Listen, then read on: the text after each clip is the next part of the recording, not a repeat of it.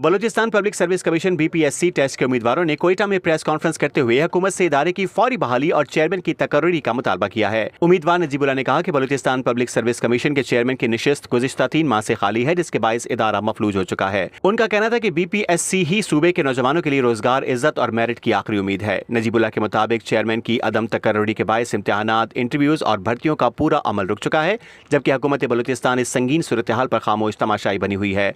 उन्होंने मजीद कहा कि हुकूमत के दीगर मामलात में मसरूफ होने के बायस नौजवानों का मुस्तकबिल खतरे में डाल दिया गया है। प्रेस कॉन्फ्रेंस में मुतालबा किया गया है कि BPSC को फौरी तौर पर फाल किया जाए और चेयरमैन की तकर्री शफाफ बुनियादों पर की जाए, ताकि तमाम भर्ती के अमल को तेज और मेरिट पर मबनी बनाया जा सके। नजीबुल्लाह ने हुकूमत को 10 दिन की मोहलत देते हुए खबरदार किया कि अगर इनके मुतालबात तस्लीम न किए गए तो बलूचिस्तान पब्लिक सर्विस कमीशन के दफ्तर को बंद किया जाएगा और सूबाई असम्बली के सामने एहतजाजी धरना दिया जाएगा।